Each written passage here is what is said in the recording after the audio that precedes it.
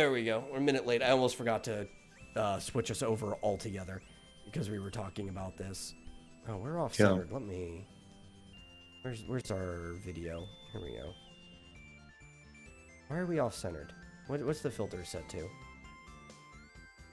Just us. What? Oh, you know what? For some Filter? reason, the trim on your side got messed up. Let me fix this. I don't know how it got messed up. Vomit Live. There we go. Yeah, unless it's named something else. Like, it doesn't even list Hurricane Electric on Wikipedia. Yeah, I know. I had to go to Hurricane Electric's like specific Wikipedia page. Very confusing. But yeah. So I guess to preface what we're talking about in this kind of cold. Oh, there it open- is. Oh, you found it? Mm-hmm. Yeah. To preface it, apparently, Hurricane Electric, which by their own measurements is one of the largest global ISPs and internet backbone services. Flit was talking about this. Good friend of the channel, Flit, over on Minds, where apparently over the weekend, Hurricane Electric started like censoring or blocking direct access to certain websites within its, I guess, reach, whatever's bouncing off of them. Sites such as, he actually does have some listed. Minds, Gab, Rumble, and Odyssey are now prime targets, but there are also smaller sites such as Mumsnet and even the Internet Archive sites have been targeted. Like, You know, Mines? You can't get to Mines through that? I don't know. That is just what he's claiming. Huh. Like I said, I have not been able to find much on this. I tried to verify it because if what Flit was saying is true, that's actually like a very, very big deal and even violates, I guess, a form of a law. It was like an act or a bill or something went through not too long ago, within like the last few years, where you can't block things that are legal if you're an ISP. Because ISPs have different rules. They're not common carriers like a phone line. But there are some provisions put in charge due to different court cases that have happened, usually with cell phone companies in the past. Usually Verizon and AT&T are the reason these provisions have been put in place. And they're not supposed to block legal activity. That is the law in America. And but Now, this is is that for all tiers of ISPs, or? I don't know. So they're technically a global ISP, whatever the hell that means. But I mean, I guess it's because everybody's internet latches off of ours, right? Well, so we are the backbone of the internet. Here's why they're a little bit Yeah. difficult to find, probably, because they're not technically a tier 1 ISP. They're like a 1.5 or 2. I guess technically tier 2. Okay. Is they purchase transit between tier 1 networks. They're not directly connected to everything. So Flit had it backwards then, because in his post he was saying they are a massive tier 1 ISP, bigger than They may be Comcast massive. and Time Warner and stuff. But the way he was saying is almost like the local ISPs jump off of them, but it seems to be the other way around. Well, that might be right. Yeah. The local ISPs, like the local tier 3 ISPs, probably piggyback off of them, and they're, on top of the tier 1. Well, then he got part of that right too, because he said they're middlemen Yeah. that transit the data to you. Yeah, basically. But they're not directly connected like tier 1s. I don't know how it all works. Yeah, it's a very weird business. I couldn't find too much on them general. And even when I was trying to verify what Flit was saying, the only things that I could find within like the weekend time frame that he was talking about were 2 forum posts, or not even forum posts, actually boards posts, like on image boards. One was for a news site called Y Combinator, which is like a hacker news site. And another one was for an archive for the 4chan for /G, the technology board. These are the only two I could find in the whole thing. And it is apparently blocked 1776 hostings ISP or IPs for which very briefly was a way to connect to Kiwi Farms was one of them. And that's my guess as to why it came to Flit's attention in the first place, because he likes to not interact but scroll through the Kiwi Farms. But even if it was temporary, that's still a big deal. Like, it doesn't matter if you're tier 1, 2, 3, whatever. You're not supposed to be able to block anything. Unless you're directly violating the law. Yeah. So, like, all the... I guess they don't necessarily own any actual fiber. They're just... Yeah. It's confusing. But they basically... They are the largest IPv4 and v6 transit network. That's what I was reading on Wikipedia. Yeah. As measured by the count of peering interconnections to other networks.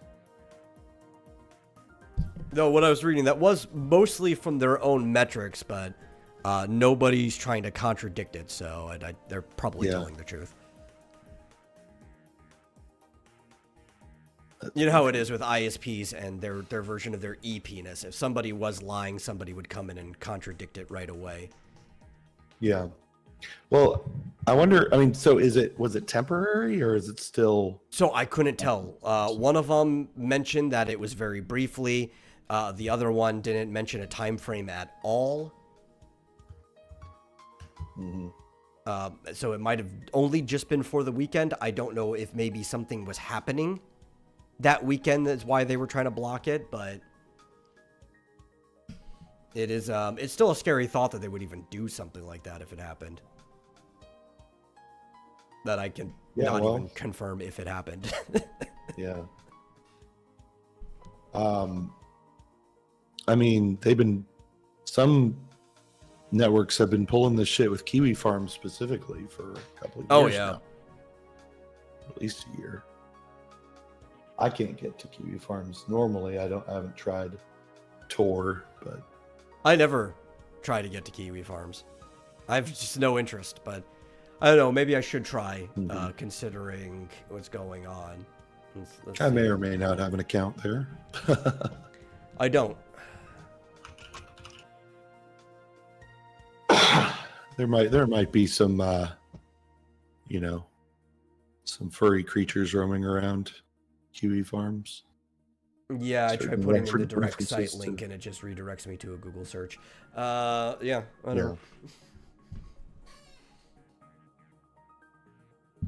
Page cannot be loaded. Yeah. Anyway, without any further confirmation on that stuff, welcome to the Vomitorium Live. As always, I'm your host, The Metal, and joining me is my co-host, Marsupial Gamer. How you doing today? Good. Doing fine. I don't go on Kiwi Farms very often, which is why especially since they've been really squirrely, like up and down. Actually, by the looks of it, it looks like I'm getting there, but like maybe the site is down because I'm getting an error message, but it's a Kiwi Farms error message. Okay, so it's not like your general, like the ISP is giving you an error, like you're getting a custom message. Unless I don't. Yeah, it's a custom message. So I don't know. Yeah, I haven't been on that site for a month or two, so no big deal. I love forums. That forum doesn't really interest me, and even if it did, God, I just do not have the time, right? Like, this is why you're not on it either. It's like, I barely have enough time to go and check Twitter, which, screw you, Elon, I'm still calling it Twitter. I only look when I have a reason to, like someone says, oh, someone posted such and such on Kiwi. Yeah. Then I'll look, but otherwise, I don't even think about it. Yeah. That's just me. I need to grab something real quick. I'll just be a Okay. second. But I'm still on. I can still hear you. Yes, I know. I know you can. You and your fancy wireless headphones. Sorry. Oh, hey, Sketchbook.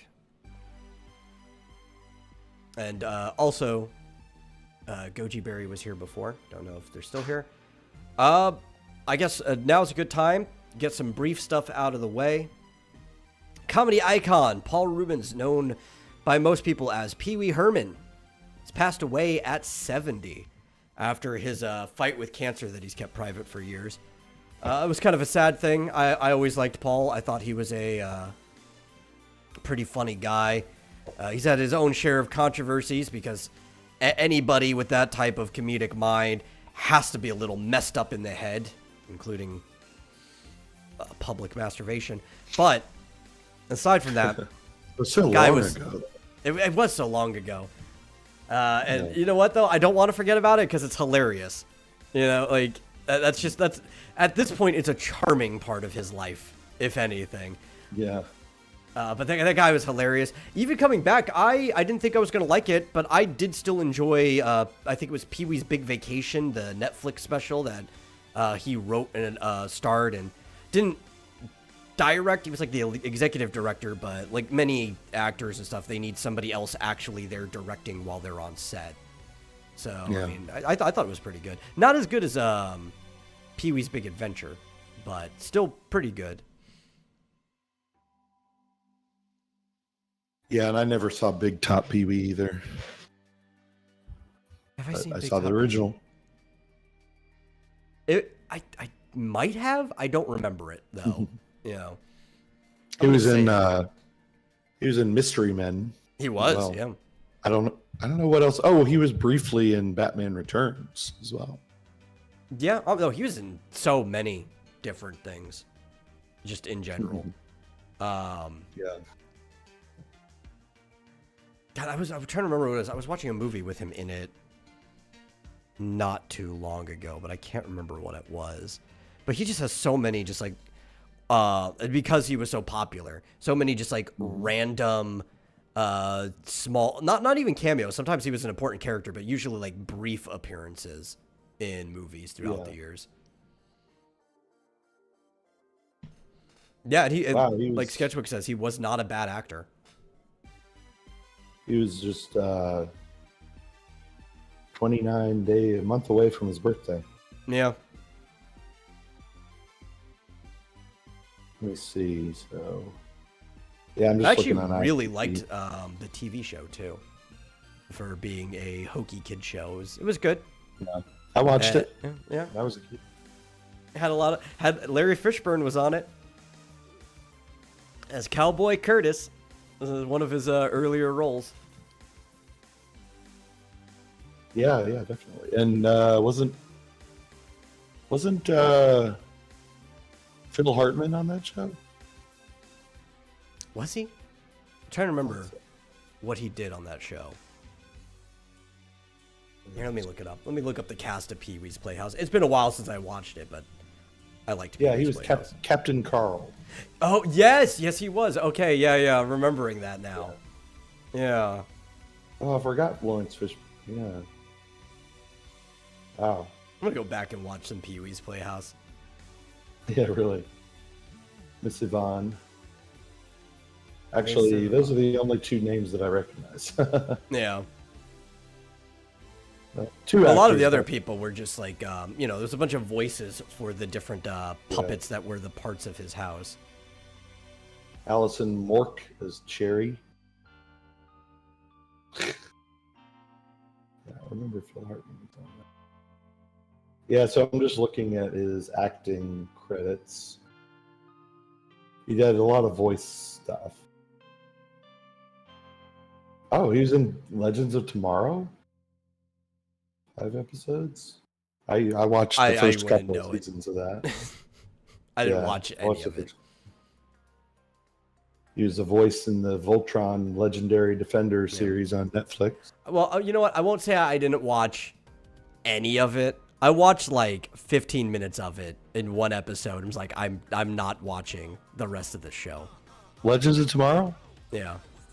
I'm just Oh, not. I, I didn't like I it. just I liked the first couple of seasons, but I was kind of into like the Flash on the CW. Mm, So it was the same universe, I think. yeah. I wanted But to I did like get- it, but like it also didn't have half the characters that I thought was going to be in Legends of Tomorrow either. I think that was part of it. Mhm. Yeah. I only. Oh, that series was only on. Oh, well, actually, I don't know. I guess he was only in 5 episodes. I did a voice in Minecraft Story Mode in season 2. Mm, yeah. In Call of Duty. Yeah, he did a lot of voice acting. Apparently. Oh yeah. He's in the Tons of in it. the No, he was in platform? Nightmare Before Christmas too. He played Locke, the Who was that? the little devil kid of the 3 kids, Oh. Lock, Shock, and Barrel. Yeah. And if you really listen, you're like, yeah, that's him. Yeah. Actually, I can hear it. Matilda. That was what I watched recently because he was one of the 2 FBI agents. Really?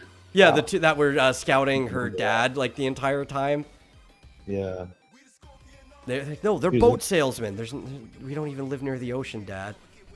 Yeah. He was in Gotham. Yeah, I was trying to remember like what it was that I watched recently that it was in. It was Matilda, which is funny because he was in another movie with Danny DeVito around that same time. I mean, there's a 4-year difference, but that's almost contemporary. He played the Penguin's father in Batman Returns. Yeah, during that's what I'm that saying. yeah, right. So it's funny that he was in multiple movies that Danny DeVito was in. No, yeah. Yeah, I'm sure they're probably friends. And probably. a couple of comedians. Well, especially because like DeVito was a writer director type. He wasn't just an actor. And those Sure. type of people are running around and they're making friends with everybody, especially if you have a good sense of humor. Because he's a troublemaker. He pulls pranks and stuff on people. Yeah. But I'm yeah, just trying to find things. in rest that in voice acting. peace, Paul. No longer suffering Yeah. from cancer. Yeah.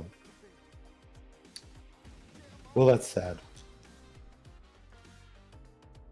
There was another weird combination of people that I'm like, it's odd that you were in more than one movie together. And I was thinking about this because my dad was watching Demolition Man. And while watching Demolition Man, I also brought up Judge Dredd. Because it's weird that Sylvester Stallone and Rob Schneider were in more than one movie together. Oh yeah. Yeah. It's just not the Although- two that you would expect, Yeah. you know? I mean, it was kind of a bit part for Rob Snyder in Demolition Man, but Yeah, he but a was main on- part in Judge Dredd. Yeah, yeah. Hey, Fitzjoseph. Heard Pee Wee Herman died. Yeah, that is odd. You wonder if maybe casting directors saw them in the movie together and were like, "Oh, those two worked out pretty well. Let's put them." Maybe, but I want to say it was probably Sly. He's probably the one that made it happen because he is the writer director type as well, right? And I know specifically Demolition Man. He knew the writers, and he was the one that came up to the production studio with the script.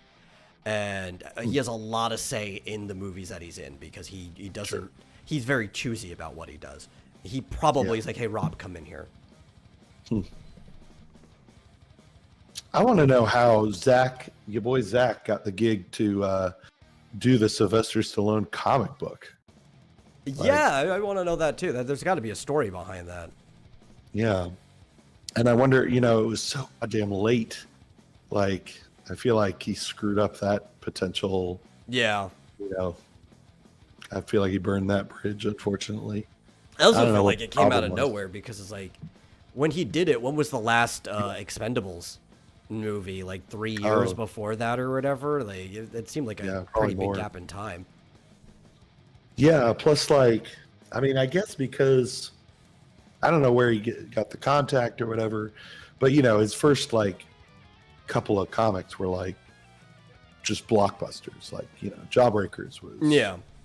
compared to anything to that point, except for a couple. Brian Pulido was doing a lot of big crowdfunding things, but you know, there weren't a lot of, you know, big comic book projects until Jawbreakers. No, there wasn't. Even with your boy Zach, there wasn't, because Iron Sights, I think, predates that, and it wasn't the big thing like Jawbreakers was. His prior one, yeah. It's much bigger when he did a re-release or redo. Yeah. Oh, and it's just so good that he did a redo, because I saw the original one. It's like, as an indie creator myself, I have nothing really bad to say about it. But for trying to push things like he was trying to push, the remake was way better than the original. I'm sure. Yeah. Because didn't he do his own art for? I think stuff? so. I don't remember if he did, but I would be more sympathetic towards it if he did, because personally, I wouldn't pay for that art. Yeah. Didn't he do? He did like an early Jawbreakers too, didn't he? And I think he drew it. Yeah, I don't know about all of that. Maybe it sounds about right. Good idea to hire John Malin for that. Like I probably knew this at one point in time, but it's been so long that I don't remember all of these details. Speaking of comic books, are you gonna get the Andrew Tate comic book? No, I don't even like Andrew Tate. Why would I get his comic book? Me neither. Is it about him? Funny. Yeah, like he's in a superhero group. It kind of looks like Jawbreakers type of thing. Mm-hmm. Like, you know, an action team, and I don't know. I'll let other people be the guinea pig on that, and then if it's good, I'll consider getting it. Well, I've seen the art. Oh, is it bad? It's utter shit. Oh, it's horrible. I mean, even the cover was, horrible. You at least gotta pay somebody to make a good cover. That's how you sell the thing. And he's selling it for like $97, and it's like a 48 page. What? You know, it's a giant size. He's selling a giant size for that? Or maybe an 88 page. I don't know. Yeah. But it's, this is Cougar says I wouldn't give that man a penny. Honestly, I wouldn't either. Yeah. You know who is buying it is John Delarose. Although he's not spending his own money, he's asking people to donate to him so that he can buy it and review it. Yeah. Well, so that's the thing, because I would buy something to review it if people actually wanted to watch it. But that'd be like the only reason I get it. And I definitely would not be spending that much money to review somebody's comic. Yeah.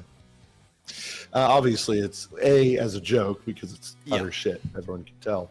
And B, because he'll probably get a lot of views on the review. It's justified in his case. Like I wouldn't even judge that.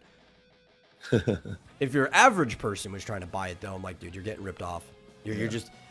I don't even know why you like Andrew Tate that much. I'm not going to judge you. That's your own personal thing, but you're getting ripped off. Oh, yeah. It's horrible. Yeah. Like, I don't know why he couldn't find a better artist. It has the writer and the artist showing on the back, but they're like, they're pen names or something. Because, you know, I don't know. They're like single names, and I wouldn't put my real name on that thing. Yeah. Yeah, I took a screenshot because someone was asking who drew this shit, and it's someone named Marna. So that's obviously yeah. Most of his wealth has come from ripping people off, self-admittedly too. Like he basically tells people that he got wealthy ripping people off. He did like cam girl services where he suckered girls into doing that, and then had them sucker other people. Like it's a pyramid scheme of ripping people off. Yeah. Although I don't know that it's technically illegal. Like, you know, selling ripping people off isn't always illegal. Right. You know, like selling a shitty comic for $97 or whatever to suckers is not illegal. Yeah. Especially if you're showing what the comic looks like and they can see it. It's like, gonna buy this anyway? Yeah, or like running a casino and kicking people out for counting cards isn't illegal. Counting cards isn't illegal either. They just don't like the fact that you're winning because they're trying to rip you off. Yeah. Yeah, not illegal, just scummy. I agree. Yeah, I thought it was funny that he's... And that's the problem, too. Doing a comic book. Right. the laws are not morality. There's a lot of laws we probably should follow, but a lot of the worst and scummiest people are entirely following the laws. Mhm. And yeah, Well, what else we got? and I've seen Oh, you got something? I've seen people. Well, I've just seen people. The opinions run the gamut from, well, it may, this might be the first comic book people buy, and that might lead them to buy more comic books, better ones from, and cheaper ones from good people, or it might sully the whole industry, of indie comics. Yeah. I don't have a strong opinion on it other than I think people are stupid if they buy the book. The thing is, I don't think you can sully the industry of indie comics, right? There's currently a slight boon going on, and part of that is because of how bad, in general, the mainstream comics in our region are. Obviously, if we go outside of the region, comics are still doing fine everywhere in their mainstream. But, like, indie comics have been doing well in and out since the beginning of comics. I mean, we even can pick, like, the halfway point at this point and go back to, like, 80s or whatever. Ninja Turtles was an indie comic that is probably one of the biggest properties to have ever hit comics. So it's like, I don't think there's anything Tate can really do to indie comics, especially because he's not, like, associated with any group other than his own, right? So it's not like all of a sudden his comics ripping people off and people are like, I'm not going to buy a Comicsgate comic anymore, or, like, I'm not going to go to this group or that. It's like, he's nothing to do with anyone. Yeah. Anyway. Yeah. So I was to say, speaking of people named Zach, since you brought up your boy, Zack Snyder still plans on doing a director's cut of Sucker Punch, which has an alternate ending that I did not ever know about. Apparently, the studio didn't like his alternate ending. I don't know if it's a good idea. I guess I would like to see it if it came on like a Blu-ray that had the original version and his director's cut on it, because I think that was my problem with a couple of the director's cuts, is they didn't have the original cut of the movie on them too. It's like, why are you making me buy this movie twice? That I think is scummy. It's like, no, just give me both cuts of the movie if you're making me pay premium for a director's cut. But the original ending was apparently when Baby Doll is in the chair in the basement with Blue. She's already been lobotomized when the cop shines a light on her. Then the set breaks apart and she stands up and sings on stage. So the movie doesn't end with the lobotomy. I guess it ends with her being trapped in her own little world because of it or whatever. It's weirdly not optimistic and optimistic at the same time, people say. It's kind of what the tone was at the end. I don't know. I thought the movie was great, especially because with the main character, Baby Doll, it turned out she was the protagonist, but it wasn't her story, right? She was basically to help the other girl get out and have a life, right? And you even see the bus driver at the end was kind of the same quote-unquote angel that appeared to Baby Doll in her dreams to get her to do those things.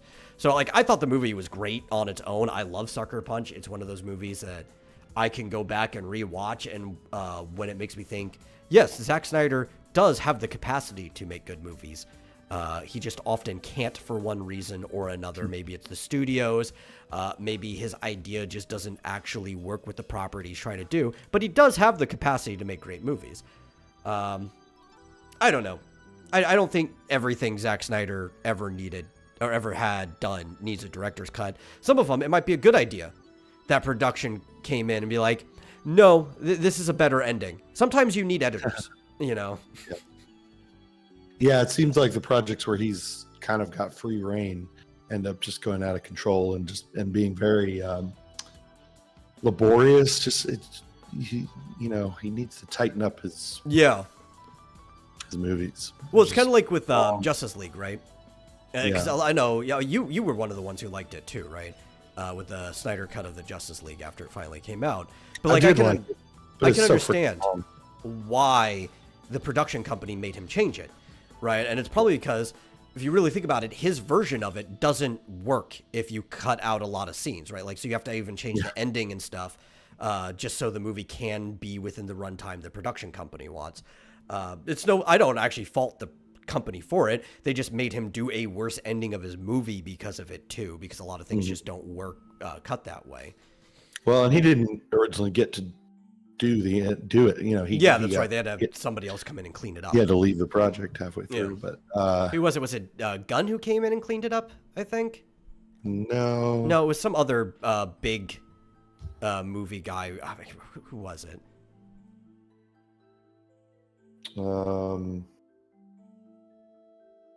It says Zack Snyder, but that's not right. Somebody came and finished the movie. They basically took a lot of the stuff he shot and recut it, and I think there was very few scenes they had to reshoot to make it work. Whedon. It was Joss Whedon, according to Sketchbook. Okay. I knew it was some guy whose first name started with a J. That's why my head went straight to Gunn.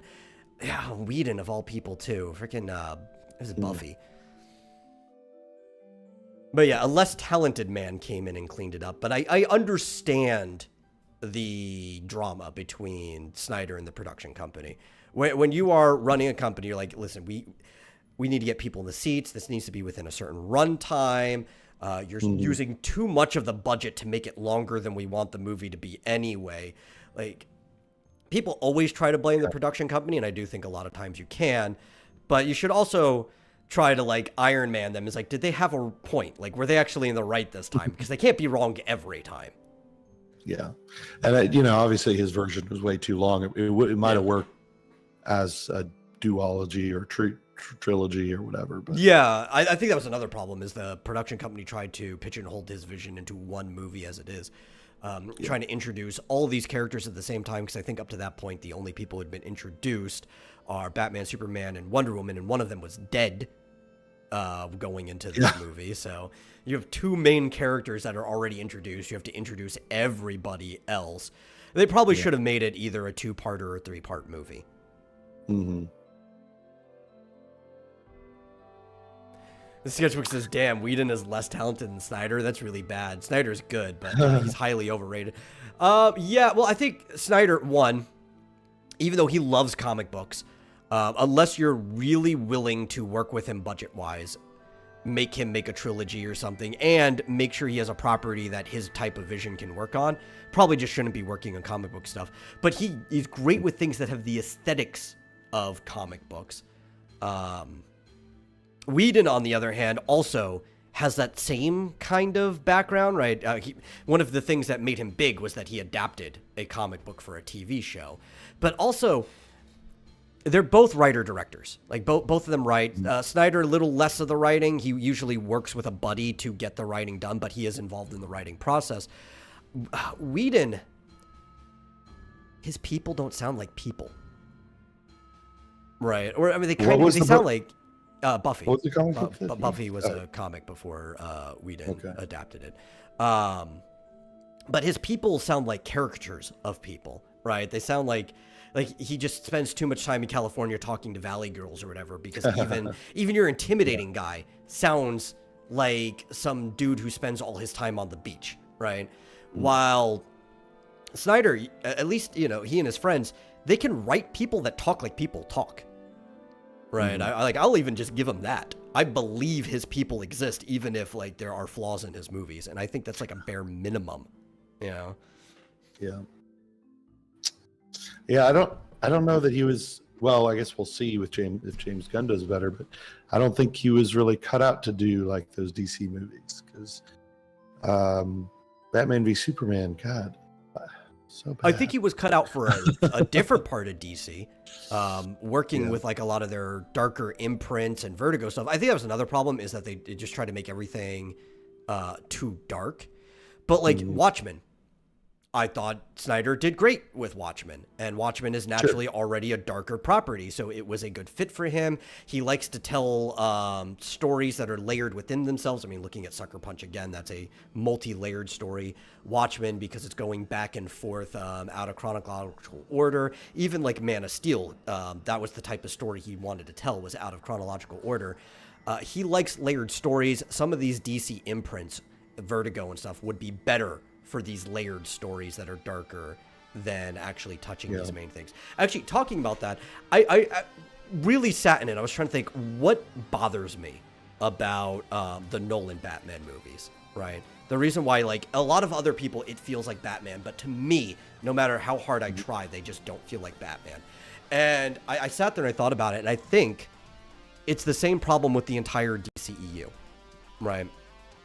And it's that the movies are too realistic, right? Or they're trying to force these characters to be too realistic. Now, you get away with it a little bit with Superman because there's only so much you can do to force Superman to be realistic. But Batman, it feels like you have the excuse to force him to be more realistic, when Batman is not a realistic hero at all. He's not a pulp hero. There's actually almost nothing realistic about Batman other than in his world, he's claimed to be a normal person, though he does things that normal people cannot actually do. And Gotham itself isn't realistic. Like, as a city, it is not a realistic city. It is a parody or caricature of a city. It's all the darkest parts of what you imagine a city to be, drawn into a cartoon almost. And I think this is why, like, you may not like the Schumacher stuff, because we had our little exchange on Twitter, and I don't fault you for it, especially given the direction things were going. But even taking, like, Miller, right, drawing up his version of Batman, his version of Gotham was still an unrealistic version of Gotham. And, like, Burton, which was a little bit darker, I think is a fairer splitting of the difference there, because Burton's Gotham wasn't realistic either. It was still like a cartoon of a city with Batman in it. And you could take Metropolis in the opposite vein, is also a caricature of all the brightest parts of what people think a city is. And you actually lose a lot of the mythical storytelling of these characters when you try to even make the settings they're in too realistic, because they're not. They're myths, basically. They live in Olympus. I always thought Gotham was really, Gotham always seems really strange because it's like a mix of different time periods. Different It's time like- periods, different cities. It's like it goes anywhere from 1915 all the way to, like, they haven't quite hit the 2000s, but they're almost acting like they're still in the 90s. But also it's like New York, Chicago, and all these different places together. It's a cartoon of a city. It's like the insides of the buildings look, like modern day. Yeah. But like the cars are from the 1950s, and the Art Deco, outside of the buildings, even like supposedly new buildings are like from the 1920s. It's crazy. Yeah. It's like really strange. But it's also like, because Gotham's not a real city, right? And you're going in to read a story about a man running around in a bat outfit fighting crime, and who's supposed to be a normal human, but he can fight like 20 people at once. And you're like, come on, you're the best UFC fighter, can't fight like 20 people at once, right? It's like, you go in there and this world feels real to you because it's its consistent, fantastic world of its own. And I think that's actually where Nolan loses me, and why it doesn't feel like Batman, because he's trying to strip the myth out of Batman. Because he's even said too, he doesn't really like the whole like cape stuff, like the kind of like fantasticness of superheroes. He was trying to basically make a crime film, right? Yeah. And it's like there's certain things that work. Like the Joker doesn't not feel like a version of the Joker to me. Like I think Heath Ledger did fine. Like some of the villains are okay, but then you also like Ra's al Ghul doesn't feel anything like Ra's al Ghul, and even Bane doesn't feel much like Bane, because he's got to try to strip the myth out of these characters to make them more realistic. And when you strip the myth out of all these characters, you're also hurting the main character Batman in the same way, because Batman is a myth. That's probably why I didn't really like the most recent The Batman movie. Because it's trying to do a lot of the same stuff. Yeah. Yeah, I mean, the Riddler was just like a guy in a raincoat. It was like, okay, that's not even remotely interesting. Like, and like the Penguin. You actually picked a pretty good actor to play him, but he's not the Penguin. It's like... Just a fat guy in organized crime. He was closer to the Falcone character. He looked more like just a gangster, which I always found the Falcone character in Batman to be the pretty most boring, lame. Yeah. villain. Because I'm like, okay, he's just a gangster. Like, how is that a Batman villain?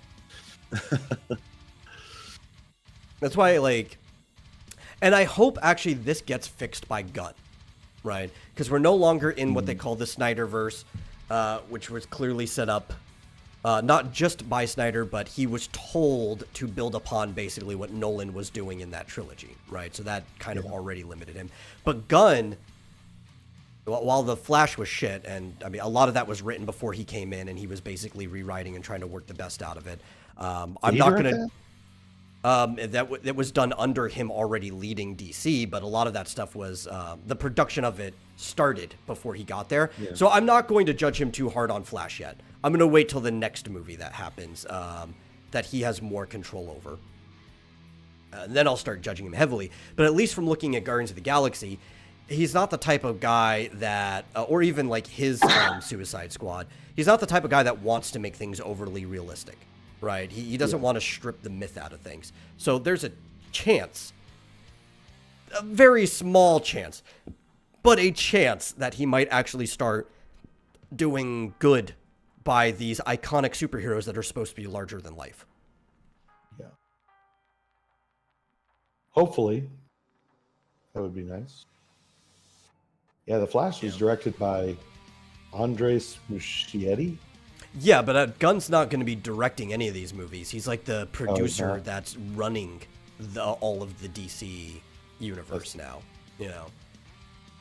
Yeah. I don't think he was in there long enough yet to really have his fingerprint on. Yeah, like I'm also not going to judge him heavily. Like I said, next movie for Aquaman 2 either, or a couple of these other things, because a lot of this stuff were in production before he came in, and some of them they're doing as like Elseworld things. I'm going to wait until like the actual thing that he is the producer over before I start judging his direction of DC.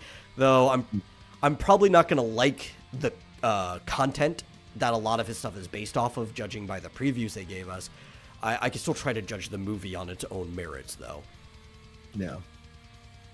Hasn't the Aquaman 2 been basically finished for years now? Yeah, that's another reason why I'm not going to judge him, because the best he could probably do is a recut of what's already there. You know, like he can't even call people in to do fresh scenes. He can't change like the ending or anything like that. That's another why that's going to be thrown under the bus. I don't care about that one. I almost wonder. Yeah. I mean, I guess they got to release it, but like, you know, I wonder sometimes, like, you know, because I thought that DC didn't Warner like throw a couple of things out just completely and just say like, you know, Batwoman or whatever. Yeah, they're just like they're basically tax burns at that point. Yeah. I wonder how much money it costs to actually just put the movie out there if they know it's going to. But they still have it. That's the problem too, right? Is they threw out Batwoman, but that just means that they threw out production of it. It's not going to happen. Yeah. They do still have a copy of the movie back there if they want to do anything with it. And we have been seeing part of the change in direction, and why Gunn was probably brought in is because the Discovery merger was basically set in stone for almost a year before the actual merger happened. So they were already planning on this stuff. Yeah. The Fischozo Corner has entered the chat. Yeah. One of the things I actually have complete disagreement with this. Just because Gotham is grounded doesn't mean Metropolis can't be fantastical. Yeah. I would agree with that if Gotham was grounded, but Gotham is not a grounded city. And I think that's what a lot of people get wrong about Batman.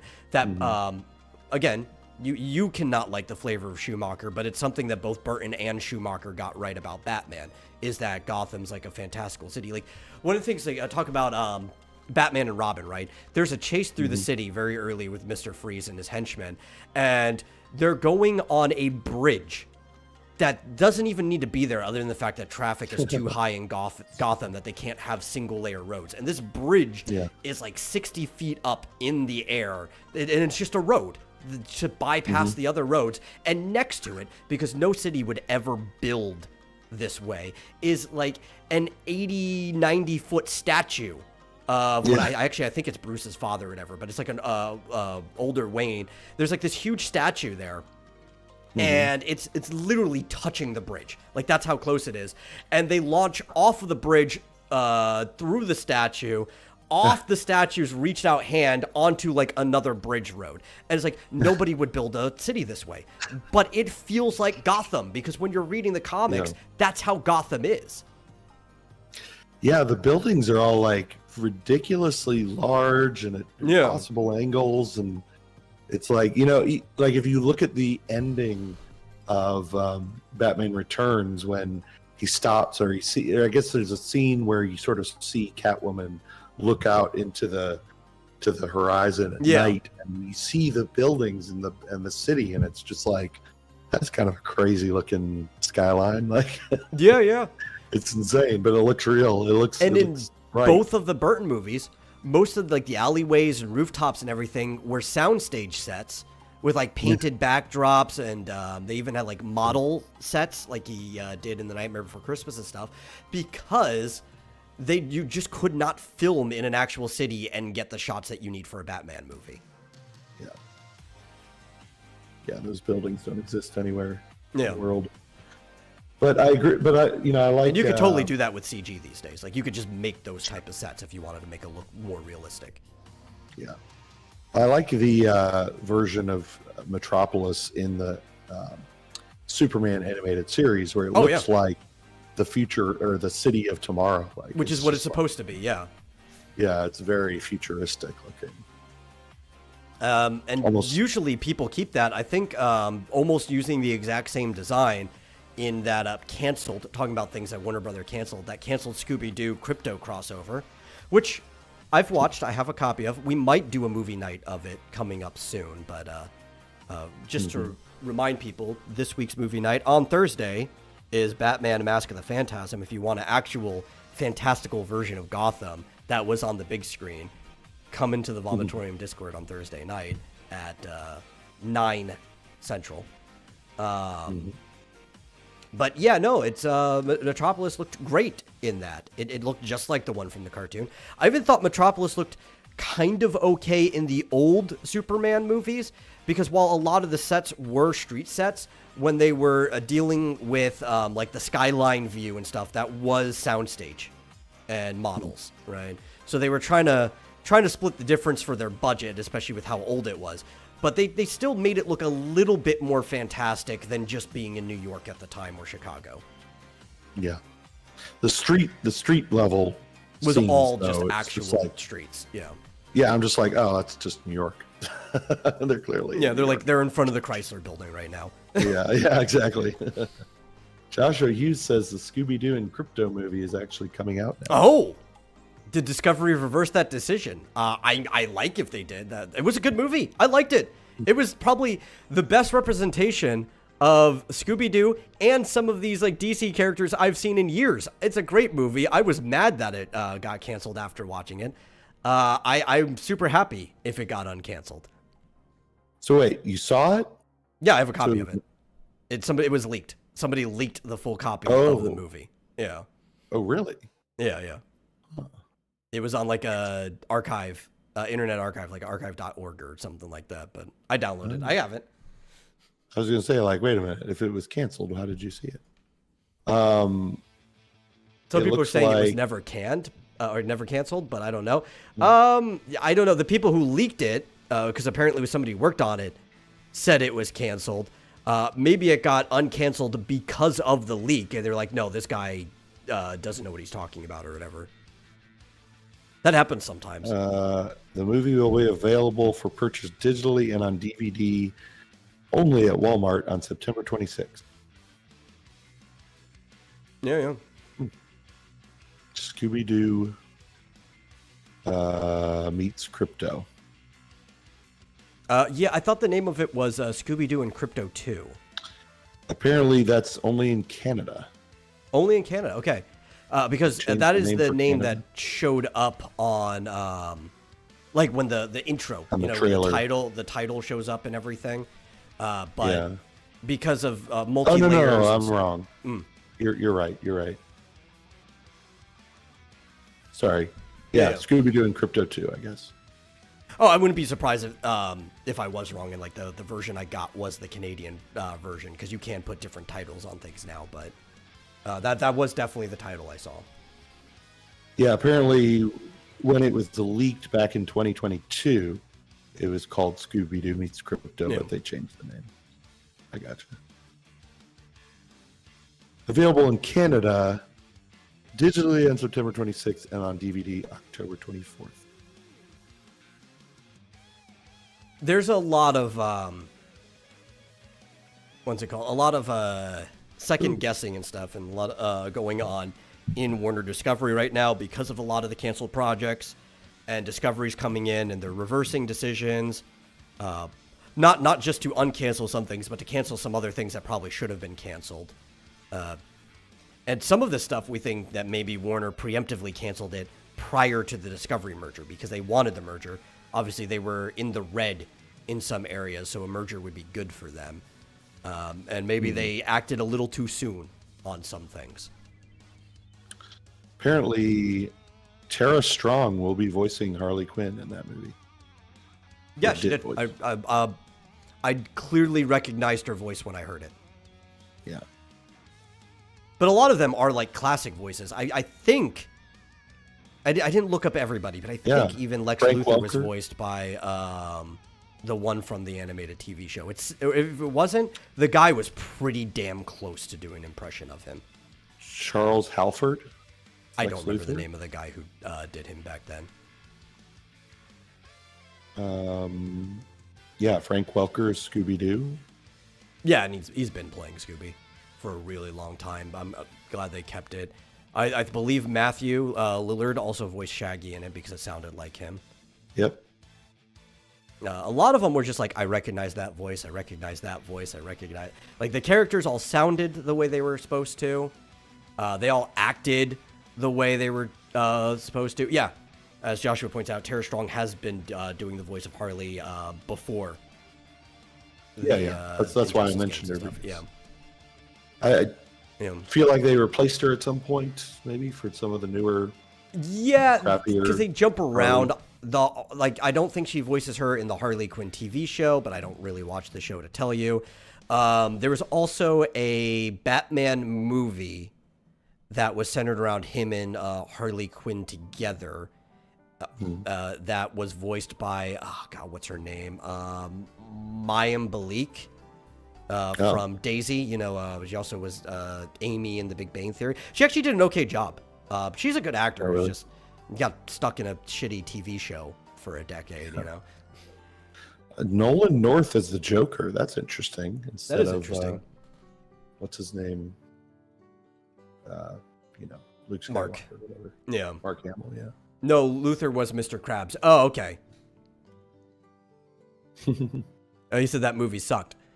I didn't think it was great, but I thought as Harley, she did a good job. Yeah. You know, a movie Oh. that a lot of people said sucked, but I loved it. Absolutely loved it. Was the 60s Batman animated film that returns, right? Where it actually had Batman and Robin, and as before Adam died, it was recorded and had like as many of the remaining cast coming in to voice themselves as possible. I thought that movie was great. It was completely captured the spirit of Batman at that time, and it was a good little basically send off to Adam and Bert. Was it created in the 60s? No. Oh. It was, I don't know how you're- old any of those voice lines were, but the animated cartoon came out like maybe 7 years ago, I want to guess. It was before some of these people passed away, right? And it was basically just like, this is the return of the Batman from the 60s TV show, and it's like a last little send-off. None of these people could obviously do it live action. It was just an animated series, the cartoon Adam West Batman movies. Yeah, I thought it was great. The dynamic duo. Return of the Cape Crusaders, Yes. 2016. 2016, yeah, that was it. Huh. I don't think I knew about that. Oh, it was a great movie. If you like the old TV show, it's a great movie. It is 100% Yeah. exactly as it is. Obviously, some people had to be replaced because a lot of those old actors were dead, right? Like, but Mhm. as many as they could bring it back were in that movie. Yeah, it looks like Burt Ward and Julie Newmar as Catwoman. That's I'll have to check that out. Yeah, yeah. Maybe I'll put that on the movie night list too someday. I liked it. Yeah. Last thing I was going to say was that I didn't realize Frank Welker did the voice of Fred too on Scooby. Yeah, yeah.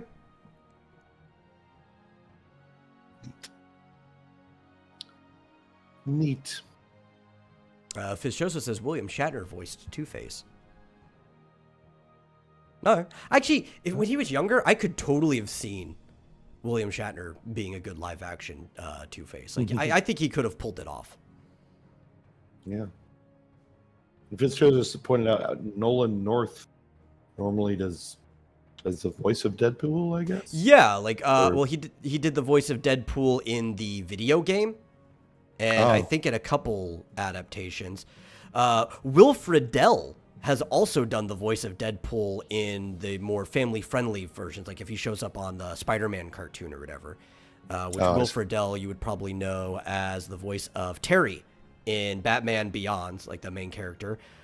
He was also the voice of Ron Stoppable in Kim Possible, and he was the older brother Eric on Boy Meets World. I'm actually a pretty big fan of Will Friedle. Okay. Neat. Well, you want to hear some a lot of stuff, yeah. You want to hear some good news? Good news, yes. Unrelated to Batman or anything? I want to hear any good news you have. The Anita Sarkeesian's Feminist Frequency is ceasing operations. It was still going? That's what I wanted to know. Curious. I don't know what they were doing, except maybe just going around ruining video games. But yeah, I don't know. I don't know what they did besides occasionally making YouTube videos, and maybe it was just consulting on video games that people wanted to ruin. Oh, there's one I didn't know. Will Friedle was also Bumblebee in Transformer Prime when he got his voice back. Yeah. That's cool. I didn't watch enough Transformers Prime to know that, but that's cool. But yeah, I don't know. Only the other thing I knew is that it was almost like there was a for-profit and non-profit wing of it, right?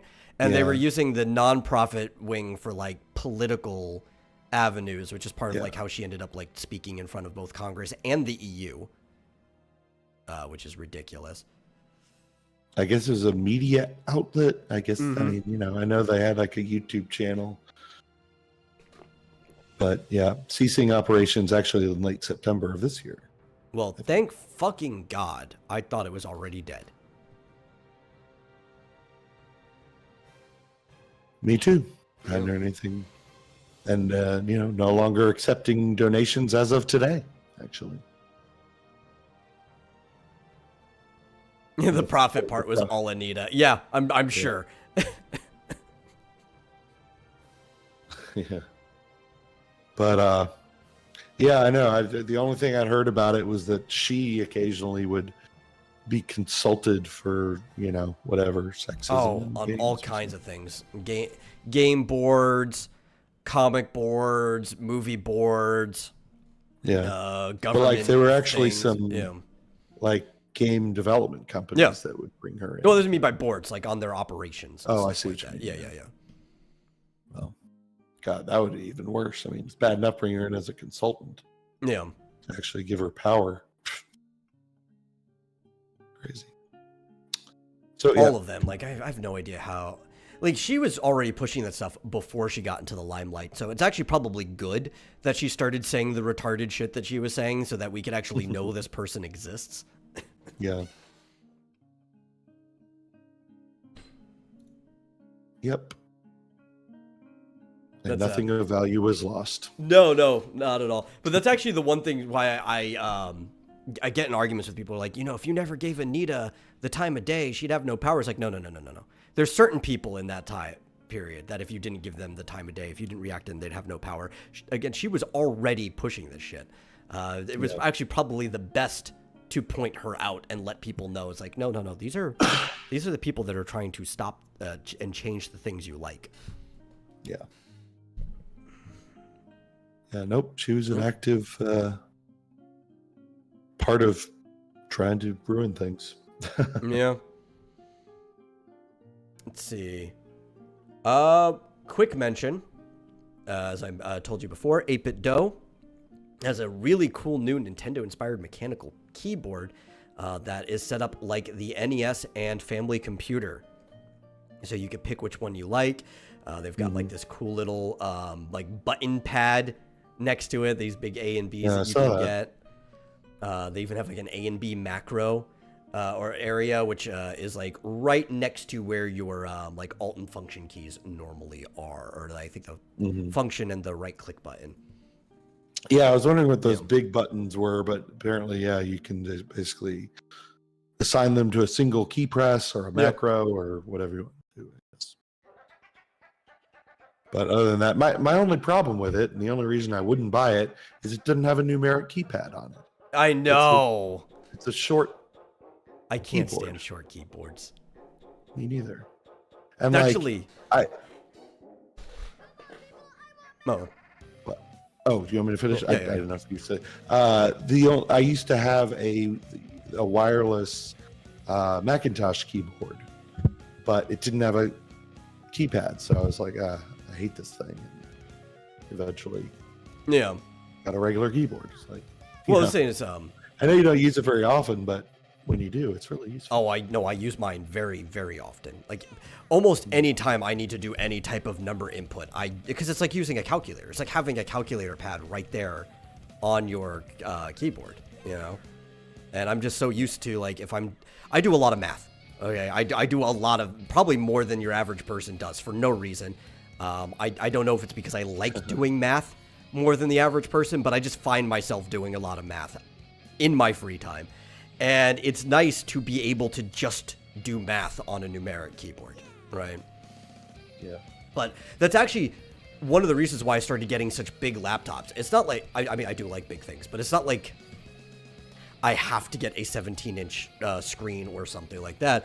I just stopped doing anything like 14 or 15 inches because no 14 or 15-inch laptop comes with a numeric keyboard. It's all the short board. It's like, no, I refuse to buy a computer like that. Yeah. What's funny is I don't miss it on there, but I don't do anything really on here that, I don't do gaming or anything that would be it. See, Sketchbook says most PC gamers prefer the short keyboards. We dinos are keeping the numpads alive. I don't understand that, though, because there's so many things in PC games that I even use my numeric keyboard for. I have this one. Yeah. Numbers are very, very helpful. Especially if you're playing old retro games. Yeah, but even like typing in, because I don't do home row keys. I kind of float as I type, right? And that's just how I had to reteach myself to type because that's how I typed before. Then they kind of like broke me in school, forcing me to do the home row keys, which made me slower than I was before. And then I had to like over years reteach myself how to type more comfortably.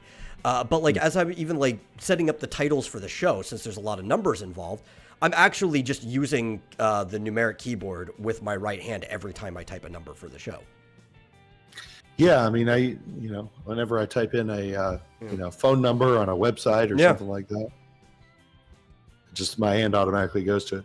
I imagine it's just because I got used to it because, back in my 386 days, that was how you move characters around on the screen. Yeah. I mean, it's just, Well, it's another set of arrow buttons too, right? Yeah. If you switch off of the num lock and say, okay. It's got all of these things. So you've got an end button, page up, page down, home. Like I use all of this. I don't know why people don't. Yep. I do. Yeah. Okay. Moving on to different Nintendo news. Apparently. Okay. I'm going to call this half report, half rumor. I don't think it's a full report because I don't even think the people who have this know the exact date.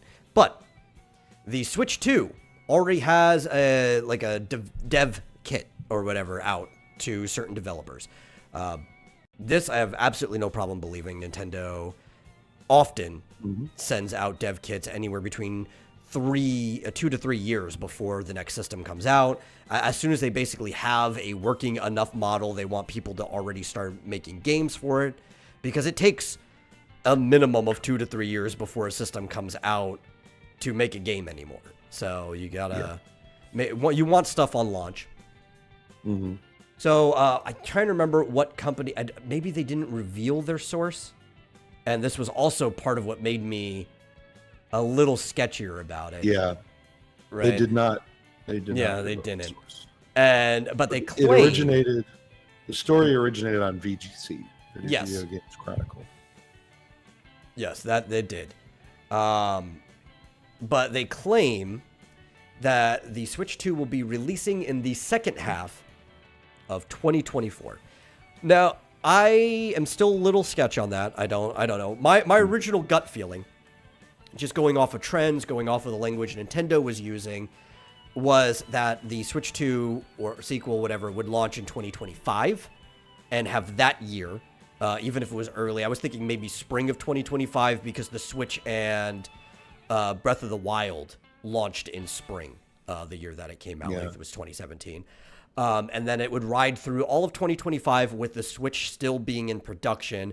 And then they would slow down and cease production right around holiday season of 2025 with a crossover year. And then it would just be fully into the Switch 2. If it happens in December for the holiday season or even like late November, I don't see that substantial of a difference with 2025 still being like a crossover year before it. That would still kind of sort of give the Switch the lifespan that Nintendo was saying it was going to have. Yeah. I'm trying to find the original article that I was reading. Yeah. That sort of was because all the articles on this are basically coming off of that VGC site. Yeah. What's the next one? Though, even if it does do that, that would still give it about a year short, I think. Yeah, it would be about a year-ish short of the 10-year life cycle. We'd be ending up like 9 years if there's a crossover year, or would it be 8 years. Yeah. We'd be ending on 8 years. Problem so 2 is, years short. Yeah, but the problem is that sales are dropping off. Yeah. And I do think it's demand, not even so much from the user end, though there are some people like yourself that are very vocal that do want the next system. I think even more so it's a demand from the developer end, right? Because unlike the Wii U, the Switch was highly supported by third party, but a lot of these people don't want to make games that stay within the Switch's parameters, right? They were fine with porting their late PS3, early PS4 games over to it, but they want to be able to have things that are contemporary to PC and PS5. So devs are probably forcing Nintendo's hand faster than Nintendo planned on it. Which makes sense, because that's the only way you're going to keep moving consoles is if you get new games on it. Mm-hmm. The key, though, to me, is going to be backwards compatibility. Like, it's got to play Switch games. I don't think we'll have any problem with that. Yeah, like even physical Switch games. Yeah. Even from these rumors, it looks like that's going to be the case. We also saw that it's going to be using the same online system for the digital stuff. So the real thing is, as long as the cartridge shape is compatible, I think we're fine. They should at least give it some type of unique look so that people don't confuse the new and old ones, kind of like they did with Game Boy to Game Boy Advance. But or even DS, the 3DS, how like the 3DS had that little nib at the end. As long as there's something so people don't get confused and it fits the same slot, I think it's fine. Yeah, it's got to work like the DD, like when they went from the DS to the 3DS, and that was you perfect. could basically transfer everything over. The old DS games work just exactly the same, and yeah, use the same account and everything. But I saw someone was saying, I was trying to find this article, I think it was on IGN, but I can't find it now, where number one, they quoted someone at Nintendo saying that it was coming out in 2024, or that it wouldn't come out before spring 2024, but they did say, you know. Yeah, which I've never seen that quote, like, ever. Yeah, I've heard people bring it up, but I've never seen the actual quote, like who it came from. I have seen like the opposite, because when talking to Doug Bowser towards the AP, he said that there's nothing to announce about Nintendo's next hardware, and overall they feel very bullish about the current model. But this was still a little bit ago, right? This was that quote where he's like, "We're entering uncharted territory with the platform. I'm excited to see that demand is still there." So this quote would have been back from like March of this year. So it's a pretty old quote at this point. Yeah. Hey, Mike is dropping to say hi, give a like, and share. Thank you. Okay, here it is. I guess that's a good thing I tweeted it. Let's see.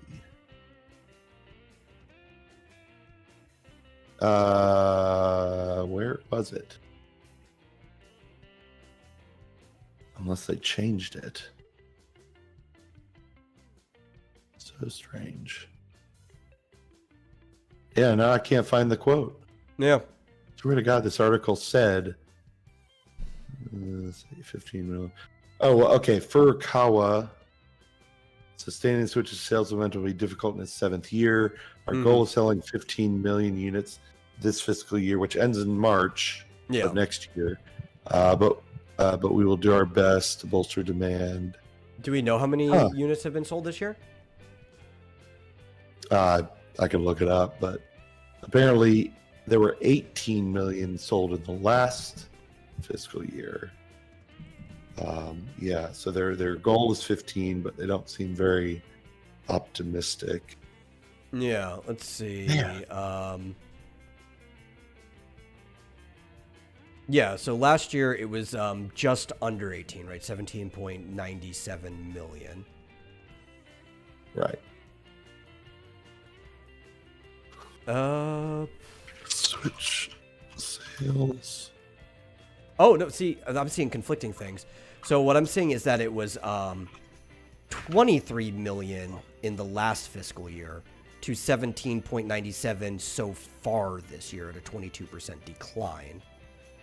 But that's a Game Informer article, so I don't know how much to trust that. They might even have I think wrong.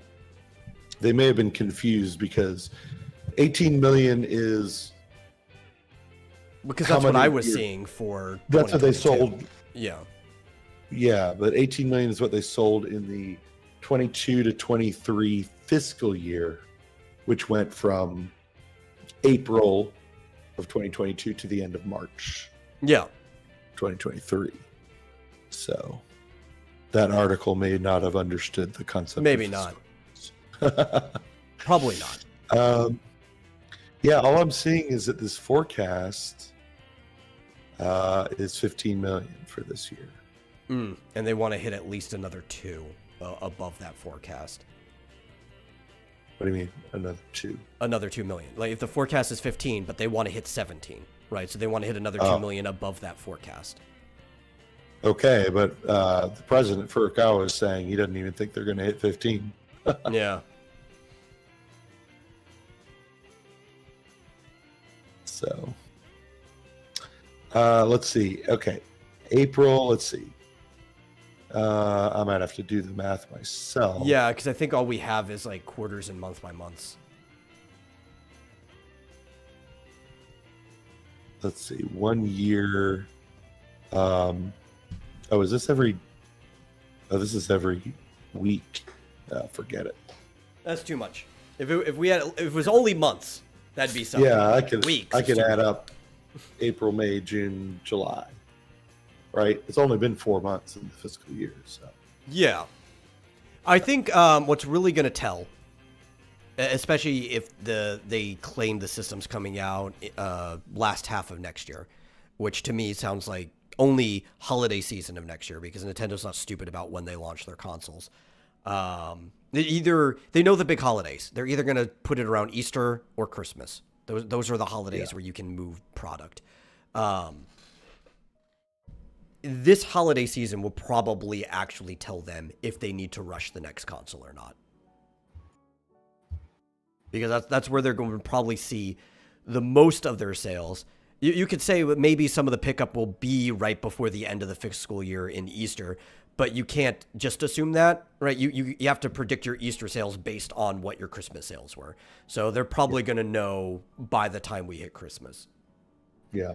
So based on the chart, actually, the year-to-date chart, I mean, it is a very rough estimate, but it looks like they're selling somewhere around 300,000 a week, roughly. Yeah. So for the last 4 months, that comes to about 5 million.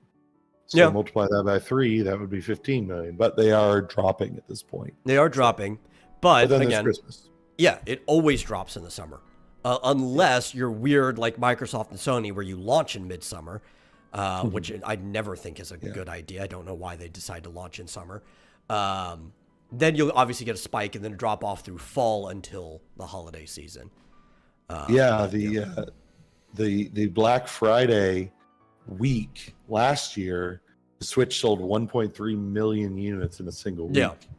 So we're gonna have to actually look at that Thanksgiving weekend through Christmas to see what the actual trajectory of the Switch is this year. Yeah. Anyway, all that to say, I hope they come out with it next year. Spring would be fantastic. At this point, I'm indifferent. I would like to see them hit their whole 10-year goal. It would be interesting if they actually could hit their 10-year goal for the Switch, where year 9 was an overlap year. Looking at sales, I don't know if they can hit that, but it would be quite a feat to have a console running that strong for that long. Because I think the only thing that has ever hit it is through the different stages of the DS's life. It ran for like 11 years straight or whatever, but that's a handheld, right? And handhelds kind of can afford to run a little longer than the consoles can. Mm-hmm. I would just love to have a Switch. I mean, as much as at the beginning, I didn't care that it was a little less powerful than sort of the average at the time. But it feels like it's showing its age at this point. And well, I mean, did it feel like it was showing its age when you were playing Tears of the Kingdom? Yes. It did. Okay. A little bit. I didn't feel it. I didn't spend as much time in the game as you did, but I wasn't feeling it. Yeah, just kind of in certain situations where there's a lot of, you've got your ultra hand contraption and there's a lot of enemies and big enemies. And, but I mean, I'm not complaining. Yeah. But I'll tell you where it's really showing is Pikmin 4, which is weird because it ran Pikmin 3 just fine. But loading areas takes freaking forever. And it's just, and just the loading, really. Because that's what I was going to ask more was, aside from Nintendo games, which obviously they know the limitations of their system and they tend to build their games around the limitations of the system. I'm trying to think of, like, what other games do I care if the Switch is showing its age, right? Well, the problem, it's not the games that are on the Switch. So I see. No, it's the ones that aren't on the Switch. That's what I'm talking about, right? Like, which ones would I want to come to the Switch? But like, I'm struggling to find games I actually want to come onto the Switch right now. If other companies were making a lot of much better games, then maybe I'd care more. I would just say the only one I could think of is Final Fantasy 16. Yeah, but that's not even on my list, right? Because I watch people play 16, and I'm just like, I'm just not that interested in the game. I don't care that it can't run on the Switch, I'll take back, as far as playing Tears of the Kingdom. 99.9% of the time, it's wonderful. It's perfect. It's more the thinking about games that are just never going to be, or that could be on the Switch too. That's more my Yeah, it's like another one. It's like maybe if Assassin's Creed went back to its roots and wasn't doing all this crazy stuff that it's doing, it'd be cool to see an Assassin's Creed on or something. But then I look, it's like, not just that, is there anything Ubisoft's doing that I would like to see on the Switch? Or is there much that's... Because the only stuff Square's doing that I want to see on the Switch are things that are already on the Switch anyway, like Octopath 2, right? Because the only things I really care about Square are their lower end games, because they're the only ones that I actually have fun playing. And like, I'm just trying to think, like, am I actually missing out on there not being a better Switch? You know? And I think that's part of the problem with gaming maybe not in general yet. right now. Yeah, maybe not yet. But Maybe by see late things, 2024, I might start regretting it. Who knows, right? Yeah, I'd like to see. I mean, I know the latest Dragon Quest Monsters is coming out for the Switch, Yep. but I'd like to see Dragon Quest 12, and I don't know if it's going to. I'd also like to see how well Dragon Quest Monsters runs on the Switch. Yeah, Right. That's going to actually be a pretty definitive point. yeah, I would also like to see And- 12 on the Switch. yeah. Yeah. I don't know. 2024 might be a better year, especially given that Square is obviously a company both of us really like. They do have a different CEO president in charge. He's changing a lot of things. Maybe they'll be announcing some games where I'm actually going to start regretting that it's not on the Switch.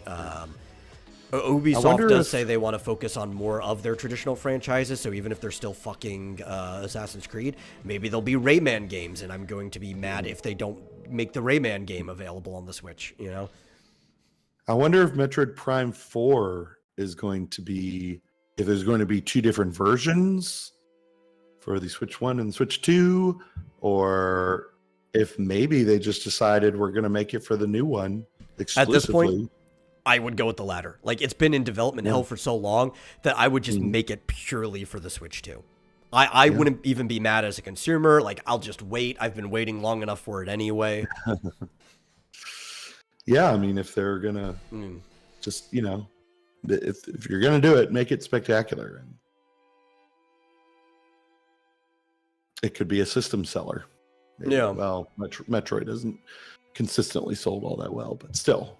It has not. I think Metroid Prime, though, on average, has done better for the systems they're on. The problem is there haven't been a lot of Metroid Primes, and the only one that's actually, only two of them actually released on a system that sold well, and that was when they were on the Wii. So the first one, it's like, it was on the GameCube. Of course, it's not going to sell very well. The GameCube didn't sell very well.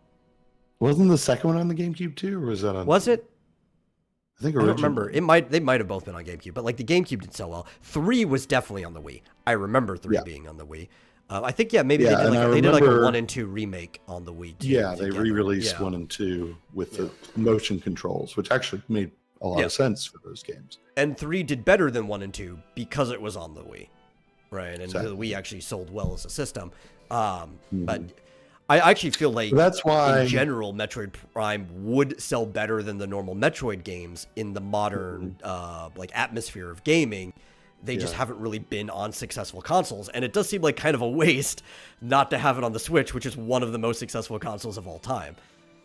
Yeah, that's why I'm thinking it might be a better idea to make it compatible with the current Switch, because there's a whole fucking 120 million of them out there. Yeah. Versus a brand new console where they haven't sold any yet. They'd have a whole another Final Fantasy 16 situation on their hands. Yeah. Though I do think, given the longevity of the Switch, how well it sold, like all the hype around it, do I think it would be a system seller? No. Do I think it would move systems, right? And I'm going to say this is the difference. The Switch itself will be the seller for the Switch 2. But you want something that people have fun with on release to make them actually want to buy it on release instead of waiting a little bit later.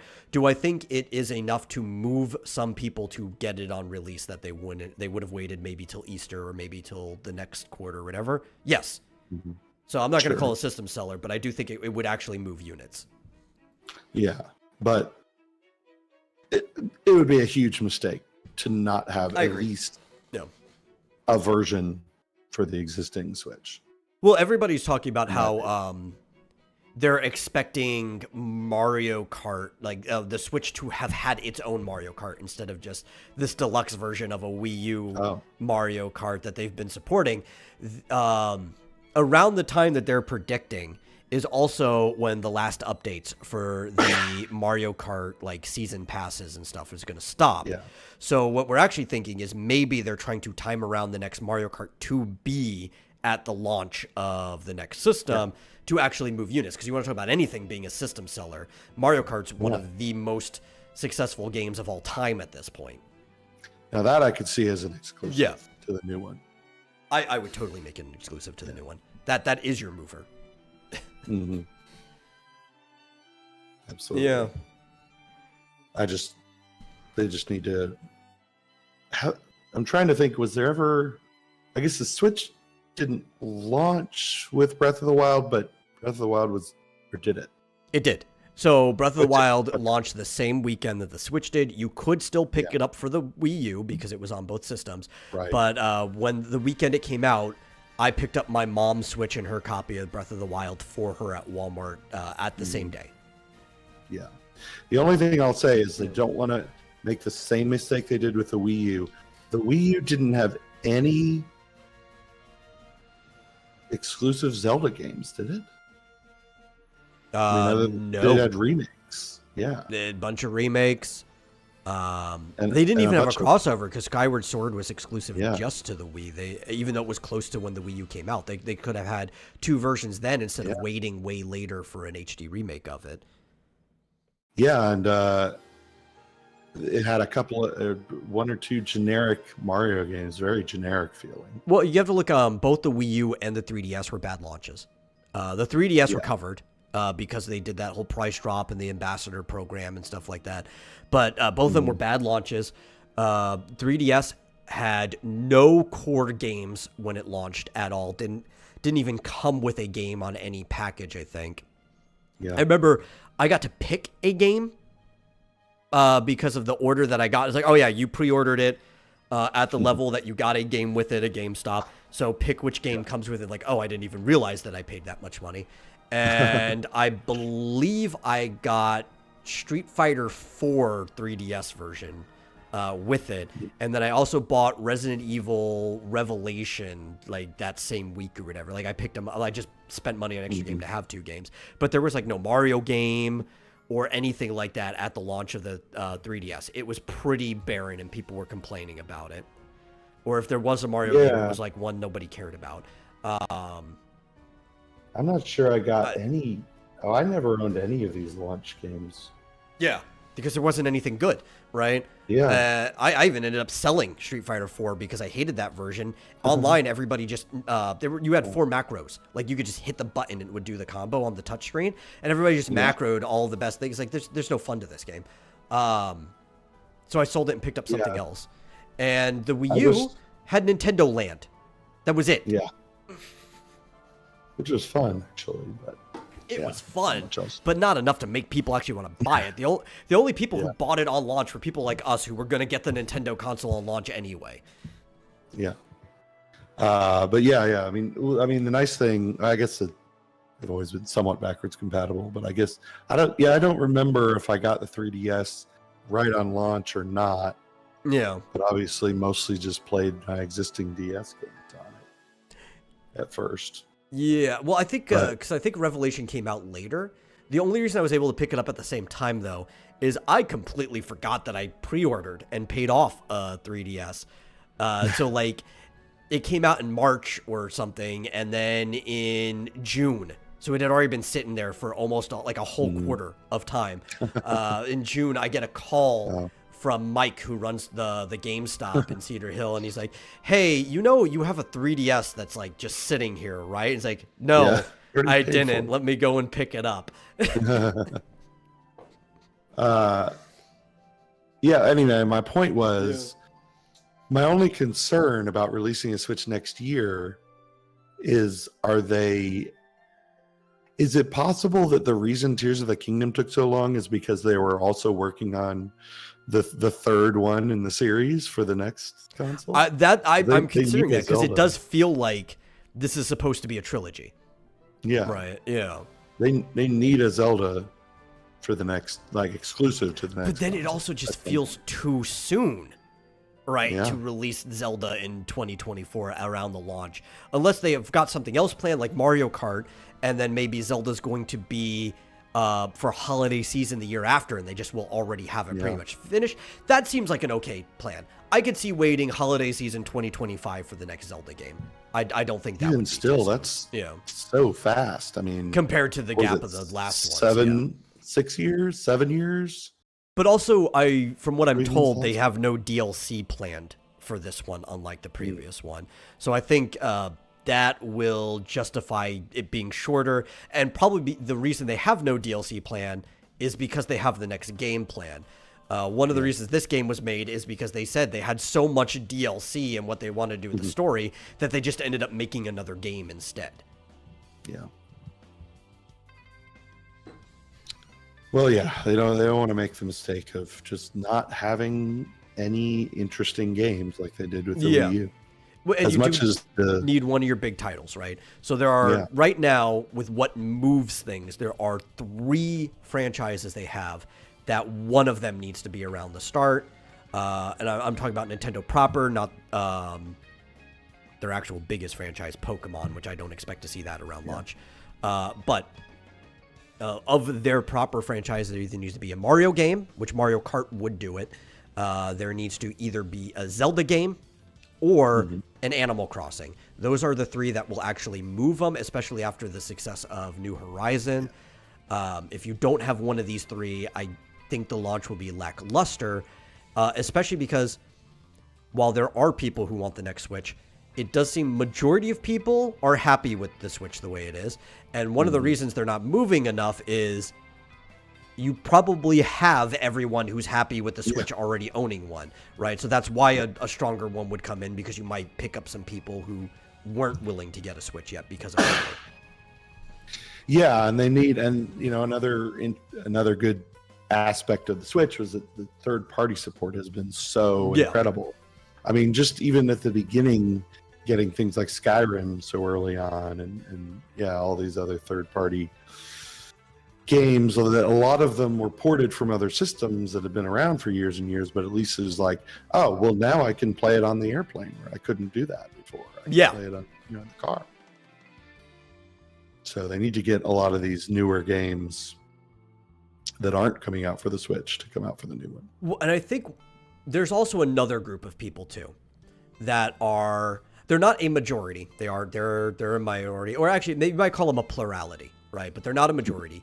But they are a very vocal plurality, and it's the I fucking hate censorship guys, because Nintendo seems to be pulling the rug out of all of its competition by saying, hey, as long as you rate it properly, you can be on the Switch, which is crazy since Nintendo used to be the other way around. They didn't allow blood in some of the fighting games back in the day, and you'd have to get like the Genesis version if you actually wanted the blood to show up, right? But some people still got the version for the SNES anyway, because the SNES had a better sound chip, right? So it's like, do you want better music or do you want blood to show up in the game? It's up to you. But these days, they're the ones like, no, just give it a proper rating. To be fair, that was before the ratings bureau. That came around in that generation of gaming. So, but as long as it's rated properly, you could be on the Switch. Yeah, there's hentai games. I was looking at I was looking on the eShop the other day, and I saw a hentai game had just been released. But I was looking through it, and I was like, "What is this game? I can't figure out what the gameplay is." They just showed these scantily clad women, obviously. There's titties. Do you really need gameplay? Yeah. Well, I ended up actually Googling it to see what the hell is this game. Turns out it's a shitty, sliding puzzle. Of course, most of those games are, right? It was like, what was that one, Honey Pop, right? It's like those type of things where it's like it's just a simple puzzle game, and you get waifus. Yeah, basically it's a sliding puzzle of a waifu, and obviously when you get it together, that's it. Yeah. But yeah, and the reason it's fine is because they have all these systems for parental controls. It's very easy to set it up where your kid's user just doesn't even have access to the eShop, or even if you do give them access, it's a limited version where higher rated things don't even show up on it. And Nintendo's like, no, we're fine. It's all in the parents' hands. We don't have to worry about it. You can have your wholesome experience. Just make sure everything is rated properly. And apparently they're diligent. They have people who will go and test the game to make sure that it matches the rating, right? Yeah. But people are liking Nintendo for that reason, because you see both Microsoft and Sony are censoring things. What part of the eShop, Marsupial? Honestly, God, it was just their new releases. That's where it was. I was like, the fuck? And it was just called like hentai game. I was like, okay. Well, we're gonna go. We're already a little over, and we might go a little bit more. I did want to talk about how stupid the Blue Protocol censorship was, and we ended up going a little over talking about superheroes before. Real quick, Blue Protocol, which is a really, really big free-to-play MMO, like overseas, right, in Asia, specifically like Japan and I think even Taiwan, is being localized here by Amazon. It's Korean. It's a Korean MMO. So yeah, it's big in Japan and Taiwan too, but it's a South Korean MMO. It's Bandai Namco. Yes, it is. But Bandai Namco is Japanese. They work with all kinds of people in the Asian area. The way Bandai Namco works is they are a holdings company and they have subsidiaries. Oh. Yeah. Okay. But that's actually Bandai the problem. Namco Studios, though. Oh, I heard it was done by a smaller company underneath them. Oh. Regardless, right? Bandai Namco, Japanese company. Amazon is paying for the localization, and their localized version is being censored in several ways. One thing that people are complaining about is that it won't have a physics shake button. There is no physics shake button. Even a lot of the outlets that are saying people are stupid for complaining, it's actually, they removed the model reset button, where what you do is if you hit it, and a lot of MMOs have this, whatever animation the character is in, it will do like a jump reset to the beginning of the animation or to idle or whatever, which, because of the physics engine, when you do a jump reset, it will cause the tits to jiggle back into place, right? So you kind of get like this physics jump, right? That was removed because they just didn't want people looking at the model's tits jiggling for some reason. I mean, whatever. There was a few other things. So one actual face was completely removed from the custom characters, which happens to be the most popular face in Japan, right? And people liking things. Right. The reason for it is that the body, like the height and the model and stuff, is fixed to which of the three faces you pick. And the middle face, the one that is the most popular by a large margin, is the shortest and the flattest of them. So they think they're removing a lolly, right? People who want to pretend to be children. But I actually have a problem with this, because apparently they don't know the demographics of Japan. I looked this up too, and I left a comment on one of the videos, but I saved it so I could have my research in front of me. Let me pull it up. Do you know what the average size of a Japanese female is? It's really short. It's yes. Like 5'1" or something? 5'2"? So it's almost 5'3". The average 5'3" adult woman in Japan is 5 foot 2.8 inches, right? She is, so that's about 159-ish centimeters tall, right, for people in that area.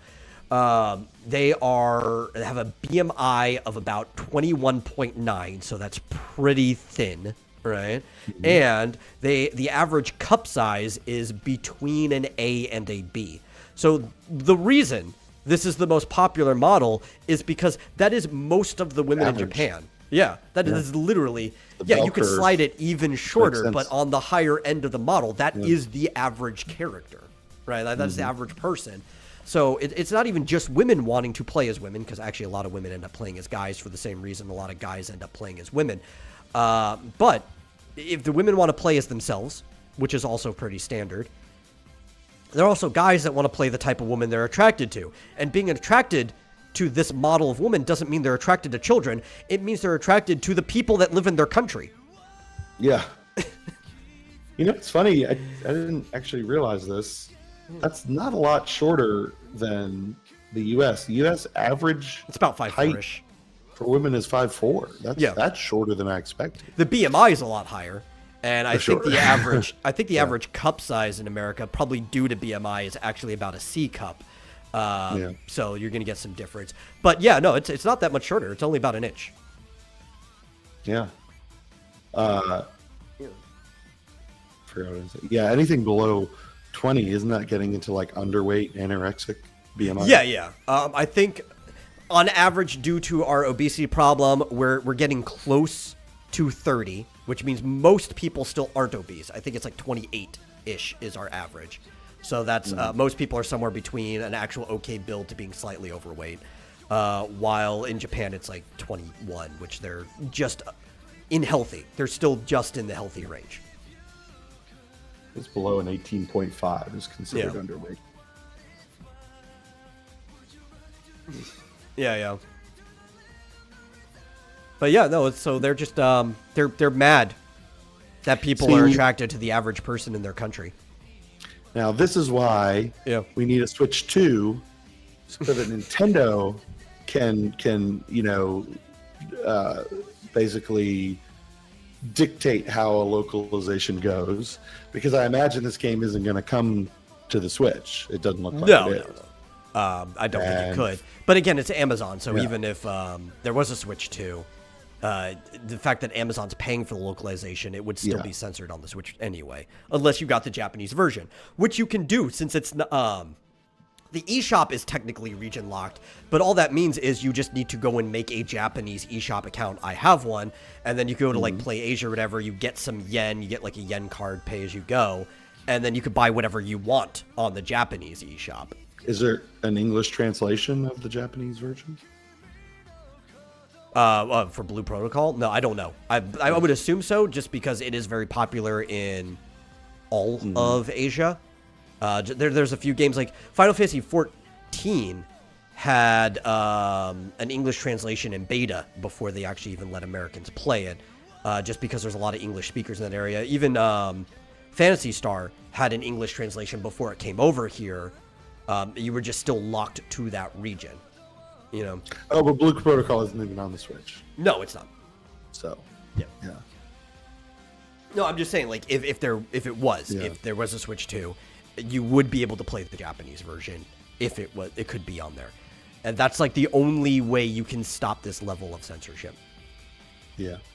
My sketchbook says, except for San Antonio, where the average woman's BMI is like 40-something% and height is under average. The land of fat short girls. Probably because of and I've seen that here too, the number of Hispanic women, right? We're in Texas. If you want to know any place that has more of an obesity crisis than we do, it is Mexico. They're actually, between them and I think Singapore, they keep going back and forth between which country is the most obese. But interesting. There is a game translator. I guess it's like an add-on. So I guess there is only, I guess there isn't an English version of the Japanese Blue Protocol, but there's an application called MORT, which stands for Moki Head's OCR Real-Time Translator. Okay, I've heard of MORT. I didn't know that was what it stood for. Yeah. That will translate the text. Obviously, if there's voice acting or whatever, it won't do that, but it'll translate the text to English. So you can play the Japanese version. Interesting. There's even a language pack specifically for Blue Protocol, I guess. Well, and a lot of people did that too. I'm trying to remember it wasn't. It was some other MMO. It wasn't Phantasy Star. But there was another very big popular MMO in like Japan where maybe Dragon Quest might be it, where there actually is an English mod for it. Yeah, right. There's an English mod for it. You can play in English, but you Yeah. can't talk to anybody, because if they find out you're like not from the area, so a lot of people play with VPN, so it seems like they're in Japan and stuff. Yeah. You get banned from the game. But there are like mods where people make basically downloadable folders that will replace the text for you. You go put them in, and you can play the game in English. There's a lot of MMOs like that. Of course, Blue Protocol is an MMO, right? Yes, it's a free-to-play MMO. Where you actually make your own character. And that's where one of the censorship problems come in. Who knows what other things Amazon might do, because anything that'll be later in, you can't know until you actually get to play the full version of the game. But yeah. All right. Well, that was the only other thing I wanted to talk about. We're a little over. We're a lot over. Works for me. Yep. Thank you guys for watching. If you enjoy the show, please share us out. It really, really helps. I can't emphasize it more. And if you really enjoy the show, consider giving a donation to streamlabs.com/vomitoriumlive. And we'll see you guys in the next episode, or on Thursday if you come over to movie night at 9 o'clock Central. Yep. See you. See ya.